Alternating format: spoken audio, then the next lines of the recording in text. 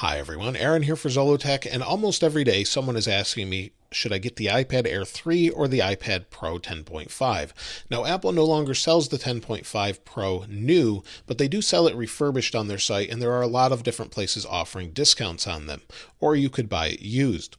So in this video, it's going to be a little bit different as far as the comparison. You can see the time codes in the description, but I'm only going to talk about what's different.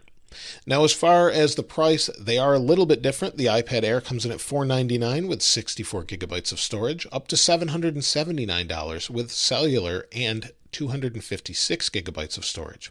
When it comes to the Pro, the iPad Pro starts at $469 with the current prices refurbished from Apple with 64 gigabytes of storage, up to $839 with 512 gigabytes of storage. So you can get a little bit more storage. Neither of them have expandable storage. When it comes to their physical design, on the front, they're absolutely identical. Now, on the back of the device, they're a little bit different. The iPad Pro has a 12 megapixel camera with a flash and can record 4K video, whereas the Air does not have a flash, has an 8 megapixel camera, and can only do 1080p video. Now, most people are probably going to record video with their phones and then transfer it to these devices, but if you wanted the better quality, you could go with the Pro. The camera also protrudes out of the back a little bit on the Pro. The other difference on the exterior of the Pro is the speakers. You have 2 extra speakers on the top of the Pro, so when you're in landscape, they're in stereo. The headphone jack and everything else as far as the microphones and power sleep wake buttons are identical. When it comes to the display, everything's identical with the exception of ProMotion. They both have the same resolution, they both have the same pixels per inch, but the iPad Pro has ProMotion, which is 120 Hz refresh rate. So when you're scrolling back and forth, scrolling through different texts or just pages, the Pro is much smoother. And hopefully you can see that. I'm recording this video in 60 frames per second, and this scrolling is much smoother. Now, that is the only difference between the displays, and even the accessories that work with the Pro work with the Air. So if you have a smart cover, clicks on to the side of the iPad Pro. When you shut it, it turns off the iPad Pro, and then when you open it, it turns it on. The same cover will work with the iPad Air. It works the same way. Again, when you close it, it will shut the Pro or the iPad off, and then you can unlock it when you open it back up. Both devices support the Apple Pencil, but with the ProMotion display, it is a little bit smoother. But if we go into Notes, it works just fine on the Air. Sometimes there is a little bit of a lag sometimes, and then again, to pair it with the different devices, you have to plug the pencil into the bottom. They both support the Apple Pencil first generation only. On the iPad Pro, the actual pencil is going to be a little bit smoother. The touch sensitivity is the same, but the actual writing back and forth is a little bit different. Now, when it comes to the speed of both of them, they're both very similar, but the iPad Air does have the newer A12 processor, but the Pro has the A10X processor. So they're both very similar that way, but when it comes to things like Geekbench, you'll see the scores are a little bit different. So the iPad Air has 4,818 for single core, the Pro has 3,983 for single core. When it comes to multi-core, the iPad Air has 11,563, whereas the Pro has 9,567. However, the iPad Pro has 4 gigabytes of RAM, whereas the iPad Air has 3 gigabytes of RAM. So when it comes to doing different tasks, they are more similar than you would think. So if we go over here, we'll scroll over, we'll load a game like The Room. We'll wait for it to load, and you'll see the Air is a little bit ahead, but it's so close you would never notice. It's probably half a second away. If I hit continue game on both of them, you'll see they both loaded about the same. The Pro was a little bit faster that time. So everything's going to be the same. But as far as the graphics power, on the iPad Pro, you do have a little bit more. And I have found that the graphics or the scrolling or zooming seem to be a little bit smoother. So on games like The Room, if I zoom in here, zoom in over here on the Air, I can see a little bit of skipping in the frames, whereas it's super smooth on the Pro. So that is definitely a difference between the two of them. When it comes to a more intensive game like Ark, we'll open that up. You'll see it was already loaded in the background.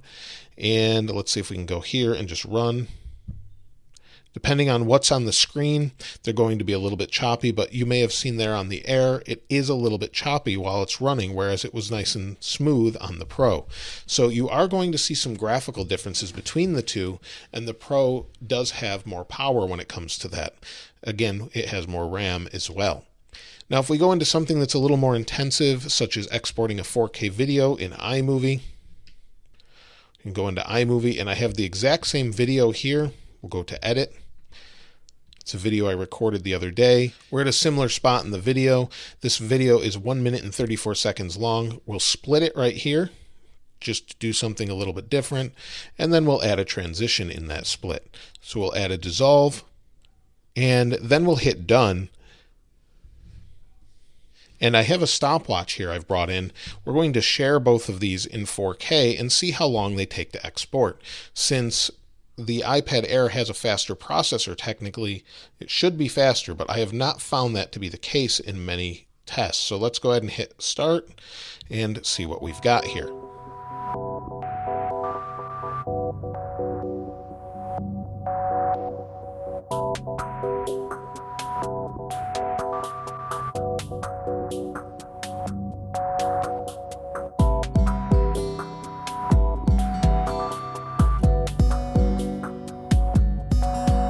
Both have completed, and the iPad Air was a little bit slower, maybe 13 to 14 seconds slower, but they're both very similar, and the Air is plenty fast, but the Pro is a little bit faster when it comes to exporting video.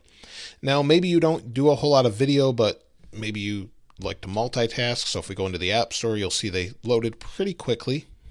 Both of them are about the same. They're both connected to the same Wi-Fi network. And then if I bring in something like music to multitask here, they're both going to be able to handle it pretty much the same. So I've got split view. You can see I resize it, and they refresh it about the exact same time, and everything appears on the screen at the same time. So really, there's not as big of a difference as you might think. And when it comes to which one I would personally choose, I would pick the iPad Pro. Once you've seen Pro Motion, it's hard to go back. It's so smooth when you're using everything from the pencil to just reading. It's really nice to have Pro Motion. Once you've had it, it's hard not to have Pro Motion. Also, the speakers, when you're using it to play video or just watch content, is great. You have a really nice stereo sound coming from them. They're nice and loud. And also, there's only one small difference when it comes to connectivity. They both have the same Wi-Fi connectivity, A, B, G, N, and AC, but the Bluetooth is a little bit different. The iPad Air supports Bluetooth 5.0, whereas the iPad Pro only supports Bluetooth 4.2. The only place I think currently that will make much of a difference has to do with the AirPods 2, since they support Bluetooth 5.0. So they should connect just as well, but you may have a little bit different in sound quality. Most people aren't going to be able to notice that. And that's really it. I would pick the Pro if it were up to me, maybe find a good used one. When it comes to updates, they're going to get the same updates for quite a long time. The iPad Pro probably has a good 3 to 5 years left on it, whereas the Air probably has at least 5. But let me know your thoughts in the comments below. If you haven't subscribed already, though, please subscribe. And of course, I'll leave this wallpaper linked in the description, as I always do. If you enjoyed this video, please give it a like. If not, the other one's okay too. As always, thanks for watching. This is Aaron. I'll see you next time.